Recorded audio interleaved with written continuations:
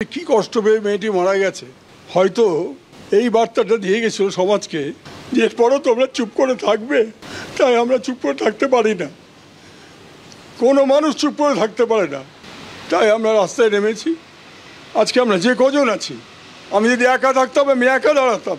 75 বছর ধরে আমি কখনো দেখিনি সেই দৃশ্য আমি সেদিন দেখেছিলাম, সবাই দেখেছেন। সারা বাংলার বাইরে সারা ভারতবর্ষের প্রতিটি শহরে নগরে, ভারতবর্ষের বাইরে যারা প্রবাসী রয়েছেন তারা বিভিন্ন শহরে, পৃথিবীর বিভিন্ন প্রান্তে একইভাবে তারা প্রতিবাদে সামিল হয়েছিলেন। এই অভূতপূর্ব গণজাগরণের পেছনে যে নারকীয় একটা পাশবিক অত্যাচার এবং নারকীয় হত্যাকাণ্ড একজন লেডি ডাক্তারের উপর কলকাতা শহরের বুকে একটা সরকারি হাসপাতালের মধ্যে ঘটল, এটা একটা দুঃস্বপ্নের চেয়েও ভয়ঙ্কর। তো স্বাভাবিকভাবেই গণবিবেককে এটা আঘাত করেছে বলেই আজকে সমস্ত মানুষ রাস্তায়। আবার 21 দিন বাদে আবার আজকে তারা ঠিক করেছেন জুনিয়র ডাক্তাররা এবং প্রতিবাদী জনগণ যে আজকেও তারা সারা রাত থাকবেন। তা আমরাও দিল্লিতে রয়েছি কয়েকজন, আমরা খুব মুষ্টিময় কয়েকজন, কিন্তু আমরা মনে করলাম যে এই সময় সারা লক্ষ লক্ষ মানুষ রাস্তায় রাত জাগবে, আমরা ঘরে বসে থাকবো কী করে? আমরা কি ঘরে বসে থাকতে পারি? আর আমার এই গত 21 দিন ধরে বারবার মনে হয়েছে যে মেয়েটি যখন শেষ নিঃশ্বাস ছাড়ছিল, ওই রকম একটা দানবিক অত্যাচারের পরে যন্ত্রণা ভোগ করতে করতে কি কষ্ট পেয়ে মেয়েটি মারা গেছে, হয়তো এই বার্তাটা দিয়ে গেছিল সমাজকে যে এরপরও তোমরা চুপ করে থাকবে। তাই আমরা চুপ করে থাকতে পারি না, কোনো মানুষ চুপ করে থাকতে পারে না,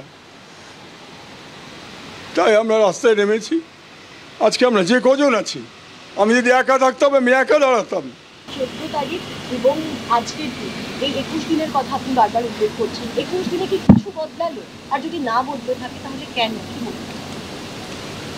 আমরা আশা করেছিলাম যে 21 দিনের মধ্যে হয়তো তদন্তের ব্যাপক অগ্রগতি হবে, কিন্তু এখনো পর্যন্ত সংবাদ মাধ্যমে যে খবর বেরিয়েছে তার থেকে জানা যাচ্ছে যে বহু তথ্য প্রমাণ লোপাট করে দেওয়া হয়েছে।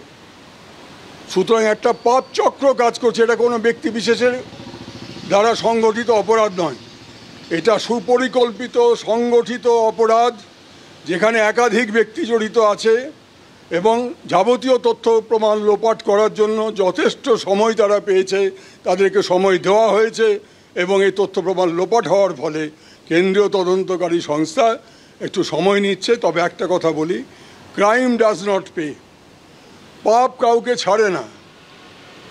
এই যারা করেছে দুষ্কর্ম, এই চক্র, আমার ধারণা, আমার বিশ্বাস, সবারই হয়তো বিশ্বাস, নইলে এত মানুষ কালকে পর্যন্ত দেখলাম 2 দিন ধরে ওই কলকাতা মহানগরীর বুকে লালবাজার এবং তার সংলগ্ন এলাকায় সারা রাত রাজপথে শুয়ে রয়েছে যারা আমাদের প্রাণ বাঁচায়, সে ডাক্তাররা, যাদের কাছে আমরা একটু অসুস্থ হলে ছুটে যাই, তারা রাস্তায় শুয়ে আছে। কি দাবি?